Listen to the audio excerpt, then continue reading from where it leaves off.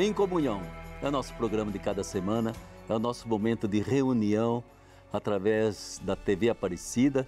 A alegria de estarmos mais uma vez como se estivesse aí na sala da sua casa, da sua comunidade e poder partilhar, bater um papo assim bem tranquilo.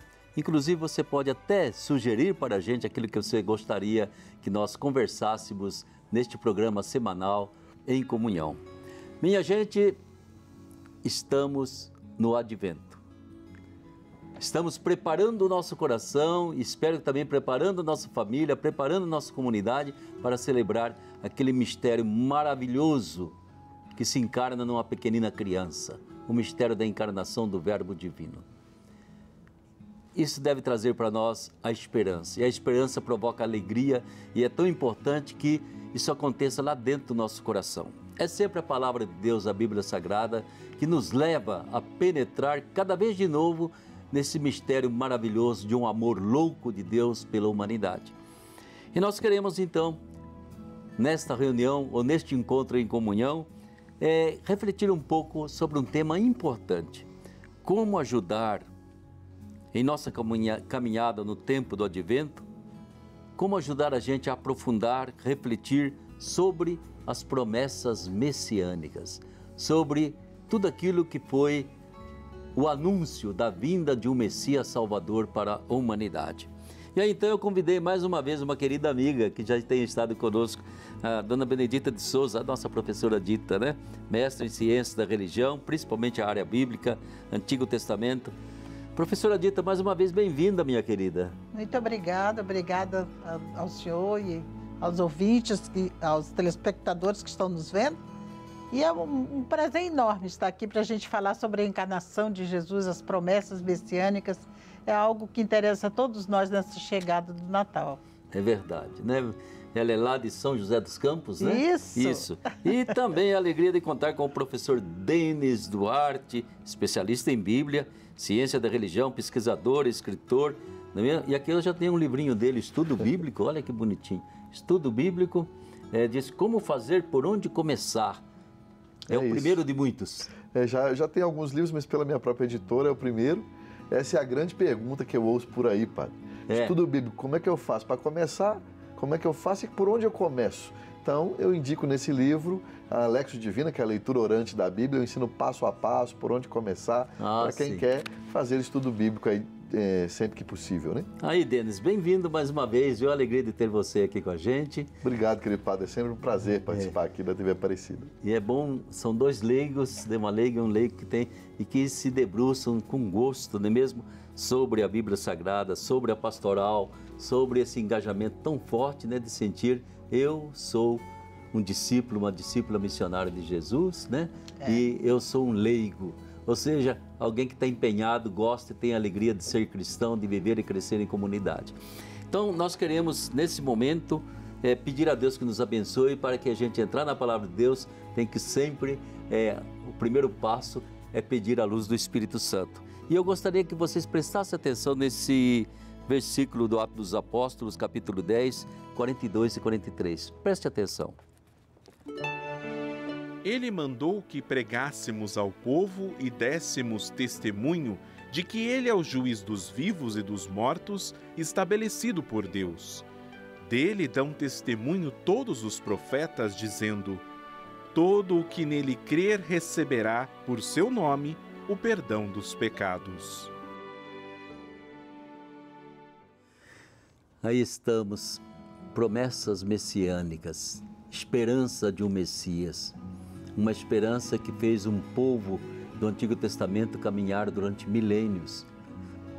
Aí sempre animado pelos seus profetas, caminhando, caindo, retrocedendo, mas mantendo essas promessas. Professora Dita, o que significa isso, promessas messiânicas? Uma primeira ideia para quem está nos ouvindo e assistindo. É muito bom quando a gente ouve promessa, é muito comum para nós católicos a palavra promessa. E como? Não é? Porque nós fazemos sempre promessa, gostamos que as promessas sejam cumpridas. E quando essa promessa vem de Deus, a gente sabe que realmente ela é cumprida. E quando surge essa promessa? Eu diria, padre, que essa promessa caminha toda a Bíblia, toda a Sagrada Escritura. porque desde o Gênesis 3, na desobediência, nessa simbologia da expulsão do paraíso, e acontece toda aquela situação difícil e ruim para a humanidade. E aí vem no mesmo capítulo 3, versículo 15, Deus dá a resposta, né? Ali vem a desobediência e depois vem a obediência e a promessa. Deus é um promesseiro de primeira qualidade. Promesseiro. Ali no 3,15 a gente vê bem aquela promessa de Deus, né? Que vai surgir aquele que vem, o grande Messias, que vai salvar o povo, que vai libertar esse povo, que vai fazer esse povo enxergar qual é o projeto realmente de Deus.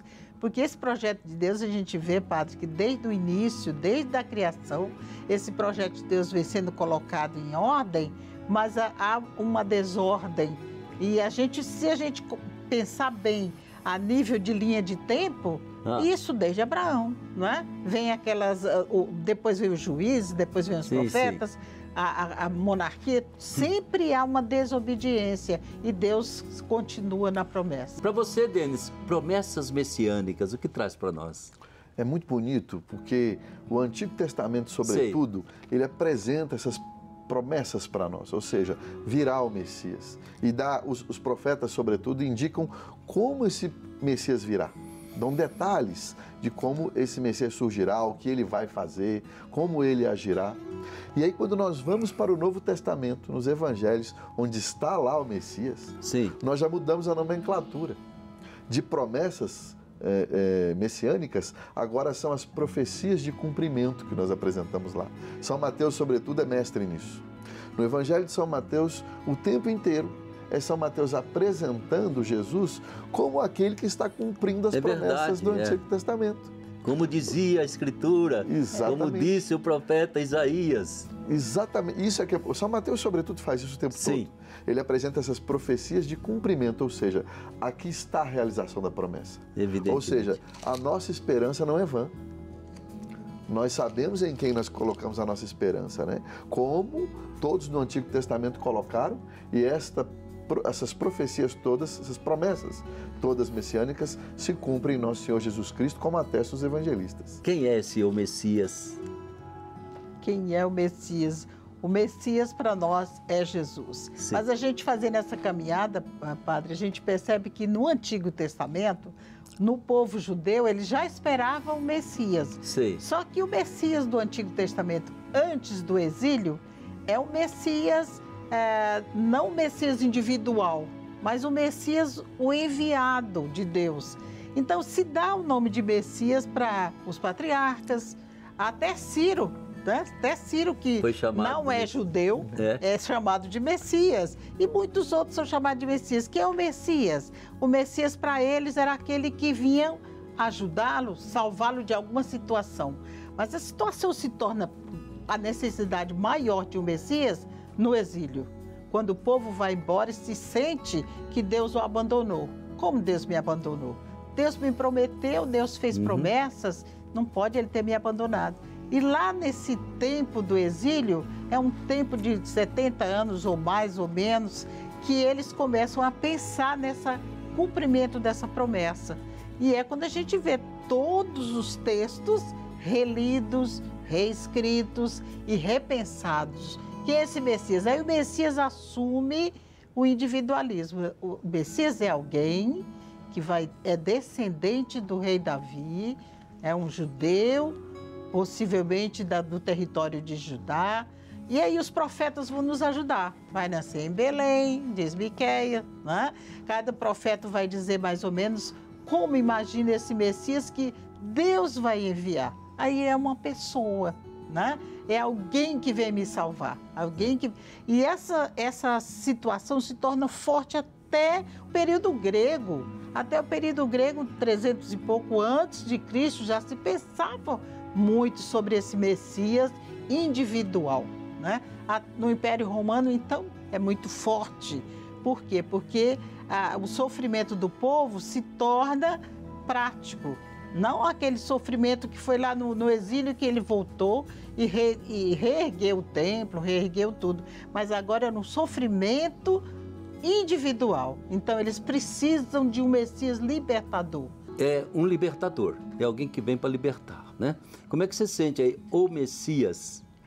Porque, como disse a professora, a profecia, ela surge sempre em momento de crise. Sempre no momento de dificuldade. Por isso a necessidade, inclusive, do surgimento do profeta e de anunciar, de renovar essa esperança de libertação. De renovar essa esperança nesse Messias que é o ungido, é aquele que vai dar a libertação, é aquele que vai tirar as pessoas daquela situação de sofrimento. Então isso alimenta a esperança da gente, né? E nos momentos de crise a gente precisa rever a Sagrada Escritura e falar assim, desde o início do povo de Deus até hoje, nós precisamos olhar para a Sagrada Escritura e pensar, nós temos um libertador, nós não caminhamos sozinhos. Por mais que a situação esteja, por mais que eu esteja na crise, não seja, independente de qual seja ela, eu preciso manter a esperança no meu libertador, no meu Salvador. E eu creio que é importante, nós estamos falando com essa expressão, mas não esqueça, eu acho que você já sabe, quando a gente fala Messias, nós estamos usando uma palavra hebraica, né? Que para nós depois em grego, a gente vai dizer Christos, né? É a mesma coisa, Messias ou ungido, Christos ou ungido. E nós, então, que recebemos o sacramento do Crisma, somos também cristãos ungidos. Então, essa palavra, o nome do Filho de Maria e do nosso Messias é Jesus, né? E nós sempre falamos Jesus Cristo, ou seja, Jesus o ungido. O ungido. E para nós, essas promessas todas de que fala Denis, fala a professora Rita, foram cumpridas plenamente nesse Jesus Cristo. E cumpridas plenamente muito além de todas as expectativas, muito além de todos os anúncios, né? Porque eu acho sempre, sabe, Denis, que quando a gente fala assim, é o filho de Davi, é muito pouco. É descendente, não sei o quê, é muito pouco, né? A surpresa que o Pai fez para nós foi muito além do que todas as páginas do Antigo Testamento poderiam ter descrito, ter apontado, né? Eu acho que agora no Advento, para nós cristãos, a gente vai celebrar aquele fato mais espantoso, e eu digo também mais absurdo, do amor do nosso Deus por nós, né? É exatamente isso, Denis, que eu gostaria que você pudesse entrar para que depois a gente relesse textos do Antigo Testamento e em cima dessa surpresa que, vamos e venhamos, a gente encontra poucas referências no Antigo Testamento. Deus tanto nos amou que nos deu o seu próprio Filho. Me entendam bem que a gente crê num absurdo. É isso, né? E loucura. A gente crê num absurdo, que é uma menina de 12 a 15 anos, sim, fica grávida do Espírito Santo e no útero dela está o Filho de Deus, o Filho daquele que é criador de todas as coisas, dentro de uma criatura finita, dentro de uma criaturazinha pequena, porque é uma jovenzinha de 12 anos, 13 anos, né? E ali está o Filho de Deus. Por isso que nós cremos, de fato, num grande absurdo. E é um maravilhoso absurdo. Né? Mas a gente realmente precisa tomar consciência disso. Que não é um homem 100% homem, exceto no pecado, mas é, sobretudo, Filho de Deus. Por isso, a gente não pode deixar passar e entender apenas como o Senhor disse. É o filho de Davi, né? É o rei que virá, mas é entender que é um reino que, inclusive, não é desse mundo. Você poderia ajudando a apontar aí no Antigo Testamento? Você já pegou o Gênesis, ali Deus já se amarrou. Já peguei o Gênesis e a gente vem do Gênesis até Malaquias e depois entra nos Evangelhos e tudo fala desse Messias, o nosso Messias, o Messias Jesus. Mas se a gente olhar, padre, no Antigo Testamento e buscar o nosso Messias, Jesus Cristo, mesmo nos textos judeus, mesmo com as palavras de Moisés, nós vamos encontrar. Esse texto do Deuteronômio 4, que é o último discurso de Moisés, ele fala como é que será esse Messias. É preciso ter hoje, ele diz aqui no primeiro versículo, é preciso ter hoje o cumprimento dos preceitos que Deus nos deu. se nós não cumprirmos os preceitos, se nós não vivemos em comunhão com Deus, se nós não buscarmos esse Deus, viver o seu projeto, né? Porque o projeto de Deus, desde a criação do ser humano, que esse projeto está em prática, só que não é cumprido como Deus quer, né? Até chegar em Nossa Senhora, como disse o Denis, até chegar em Nossa Senhora, e o anjo traz essa mensagem, né? Vai nascer um filho que é pelo poder do Espírito Santo, mas ele se chamará Jesus. Não é José que vai dizer o nome dele, mas Deus disse que ele se chamará Jesus. E quem é Jesus? É aquele que vem nos libertar, é o Salvador. É o Salvador da humanidade. Sim. Aquele Salvador que desde lá do Gênesis, caminhando por todas as Escrituras, se busca. Né? E ele diz nesse último discurso de Moisés, eu achei lindo, é longo, 39 versículos, mas ele fala realmente como é que eu tenho que esperar esse Messias que Deus vai enviar pela promessa. No fundo, não é muito importante perceber que vem desde a história, desde a promessa em Gênesis, sim, passando pela história de Noé, né? Sim. É Deus querendo a todo custo estabelecer uma aliança com a humanidade. Correto. É o divino com o humano, né? E Deus vai colocando esses sinais, né? A aliança do Sinai aí com Moisés, né? Eles até seja fiel à minha aliança. Verdade. Seja fiel à minha aliança, né? Ou seja, o messianismo, ele traz por detrás, né, essa, não digo saudade, e essa esperança de uma aliança que não se quebre mais. Porque parece que as alianças vão se desfazendo e Deus quer uma aliança que nunca mais vai se romper, né? Você poderia lembrar também alguns textos aí do Antigo Testamento que apontam para aquele que nos deu uma aliança eterna? Tem alguns textos que eu gosto muito. Tem um que é Neemias, quando fala, olha, virá uma estrela, mas ele diz, eu não vejo essa estrela, mas ela virá. Ah, sim. Ou seja, ele está apontando para o futuro, para a estrela de Belém, que vai apontar o Messias. Mas eu acho bonito que ele fala assim, eu ainda não vejo, mas eu acredito, eu tenho fé que isso vai acontecer, porque isso é palavra de Deus. Então ele aponta para o futuro, certo. Ele já desperta a fé nas pessoas. Essa estrela virá e um cetro se levantará em Israel, ou seja, um rei se levantará em Israel.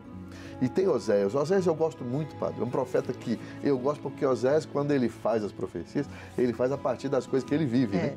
Da vida dele. É uma categoria de profecia, vamos dizer assim. E Oséias, quando fala de Israel, ele chama Israel de Deus falando através de Oséias, né? Meu pequeno menino Israel, eu vou te livrar do Egito. Já é também uma referência à família sagrada que tem que ir para o Egito e depois volta para a Terra Prometida, né? Já tem esse apontamento aí. Então, são essas passagens que, algumas delas, né, que nos apontam, os profetas e os outros textos do Antigo Testamento nos apontam com muita delicadeza aquilo que vai acontecer, despertando em nós a fé. Veja, o próprio profeta Neemias fala assim, eu ainda não vejo essa estrela, mas ela virá.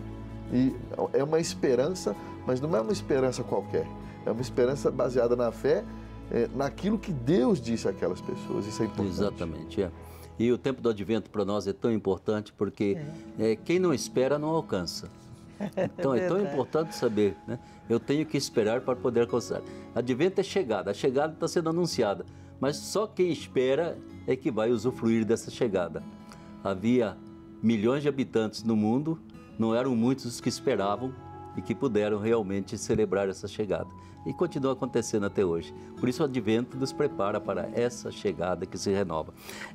Dito um pouquinho mais, entende? Porque a gente tem Miqueias, tem Isaías, né? Esse que realmente a igreja celebra o tempo todo como sendo anunciadores de Jesus.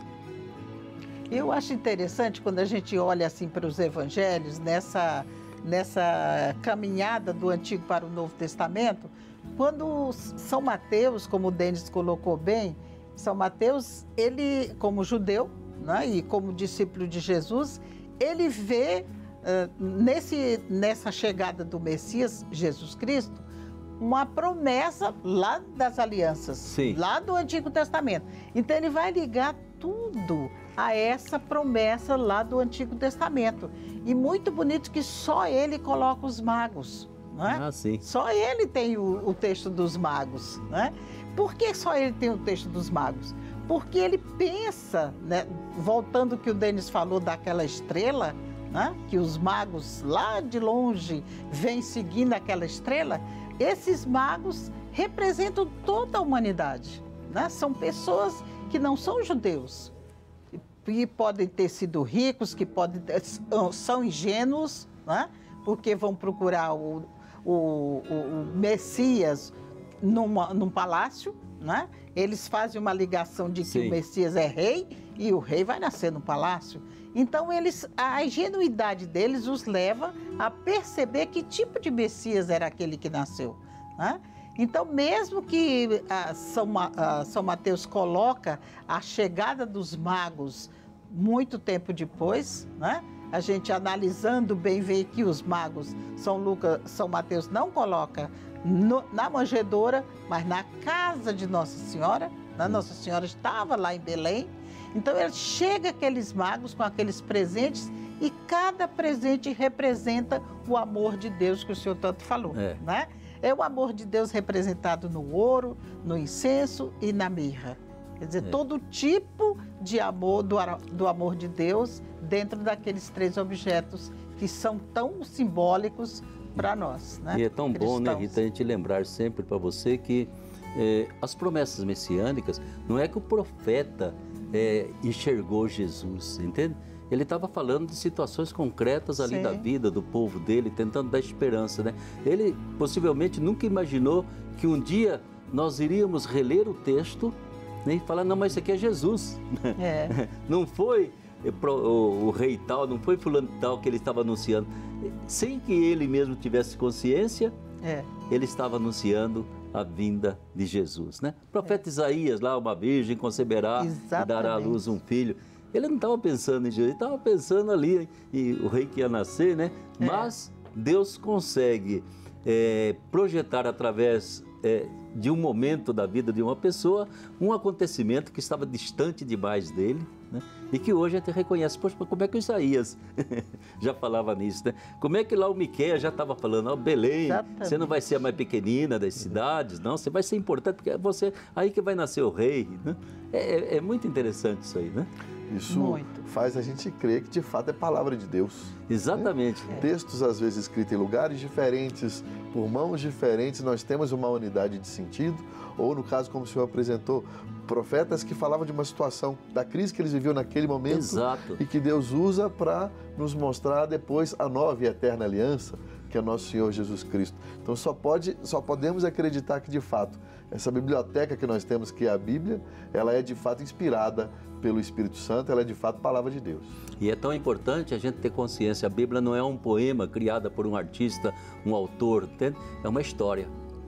História de alegrias e tristezas, fidelidade e infidelidade de um povo, né? E um Deus que não se cansa de estar presente nessa história e corrija o rumo do caminho do povo e acerta aqui. É impressionante, né? Até nós chegarmos a Jesus.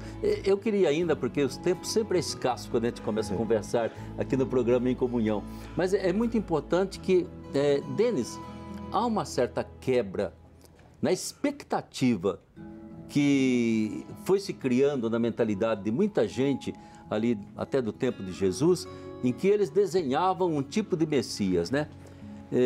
Evidentemente que eles queriam que fosse alguém com capa, espada, exército, carros de guerra, para acabar com os romanos, acabar com Herodes, né?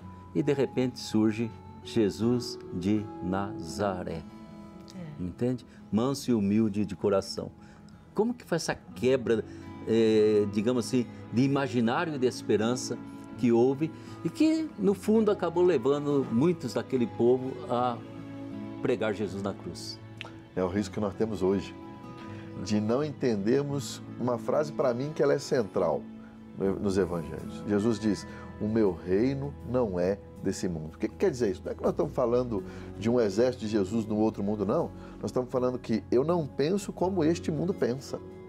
Ou como o próprio Isaías já havia dito lá atrás, os meus pensamentos não são os vossos pensamentos. Porque muitos dos discípulos de Jesus, inclusive, no início da caminhada, esperavam esse Messias libertador que ia vencer por armas Sim. o exército romano, o Império Romano. E Jesus vai dizer, não é assim que funciona.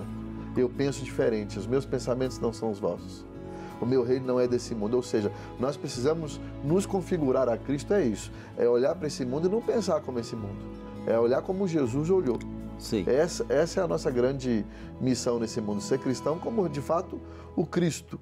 Porque a gente ainda luta por poder, a gente ainda luta por status, a gente ainda luta por dinheiro, mas Jesus vai dizer, não é esse o meu pensamento. Os meus pensamentos não são os vossos. O meu reino não é desse mundo. Não pense como se penso nesse mundo. Vamos agir de modo diferente. E essa é uma conversão que necessitamos para cada geração, porque a tentação, triste tentação, é a do poder e da riqueza, né?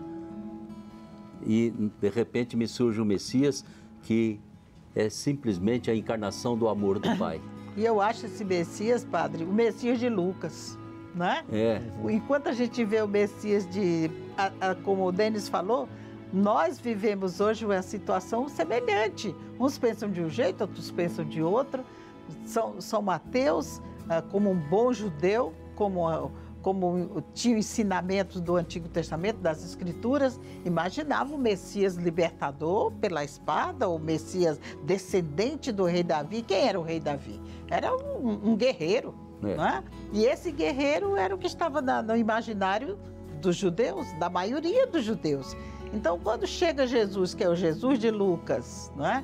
Para todos, um Jesus humano, misericordioso, que ensina o Pai Nosso como Deus fosse Pai de todos, né?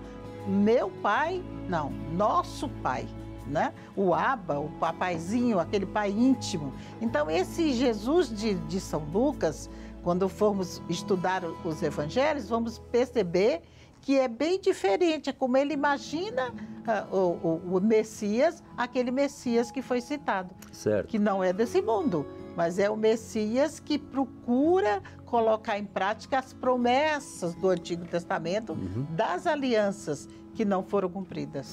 Eu acho que é tão importante isso, porque celebramos o Advento, né? O povo de Deus do Antigo Testamento celebrou um Advento longuíssimo, né? Pelo menos de 2000 anos, né? Celebraram, uma espera né? longa. E é tão importante que quando Jesus chega, aqueles que representavam poder, riqueza, estavam praticamente buscando o lado do ódio, da luta armada, entende? Da conquista violenta. E esse mundo do ódio acabou sacrificando o seu próprio Messias. Sim. Né? Que Jesus não aceitou isso. Eu acho que no Advento a gente tem que rever sempre, né? Quais as minhas esperanças? É de vencer o outro, acabar com o outro? É de ódio? É de levar vantagem? Ou é de amor? Porque se não for de amor, não vale a pena montar o nosso presépio. Ali não está um guerreiro, ali está uma criança necessitando do nosso abraço, necessitando do nosso carinho, né? E dizendo, eu sou o amor. Jesus, no Evangelho de São João, diz que eu sou o caminho, a verdade e a vida. Então, Jesus é um caminho. Eu tenho que escolher por qual caminho, então, eu vou trilhar. O caminho do Cristo ou o caminho que me leva justamente a buscar poder, riqueza, força? Para mim, Evangelho, quando eu olho para Jesus nos Evangelhos, Padre, é sempre uma escolha. É sempre uma escolha. Que caminho eu vou seguir, né? E fazer esse percurso que nós estamos fazendo nesse Advento é esperar esse Messias que me apresenta esse caminho. Um caminho de misericórdia, um caminho de amor ao próximo, de amor a Deus. Que é quebrar um paradigma. Que é quebrar o paradigma do que a gente aprende e vê no dia a dia. Né? O caminho do Cristo é isso, conversão, é isso, é mudança de caminho, né? A conversão significa isso. No trânsito você vai se converter à direita ou conversão à direita ou conversão à esquerda quando você está dirigindo. Então, conversão, por isso que nós somos chamados a isso nesse período. Vamos sair do caminho que estamos, se estamos no caminho do egoísmo, se estamos no caminho da injustiça, e vamos entrar no caminho do Cristo, que é de misericórdia e amor. Eu creio que é muito importante. Nós já estamos terminando o nosso tempo. Prepare o seu coração para vivenciar bem esse tempo de Advento. Entende? Eu não gosto de dizer que cristão tem que estar em contradição, mas eu gosto de dizer que o cristão tem que fazer a diferença. dentro de uma sociedade que ainda não aceitou o caminho de Jesus. As estruturas em que nós vivemos estão muito distantes daquilo que Jesus deseja de nós. Estão mais próximas das estruturas lá do Império Romano, de qualquer outra coisa, do que daquilo que Jesus quer de nós. É uma conversão, mas é uma conversão para o amor, porque só o amor nos faz penetrar no mistério maravilhoso dessa trindade e comunhão, que desde toda a eternidade vive essa energia profunda do amor.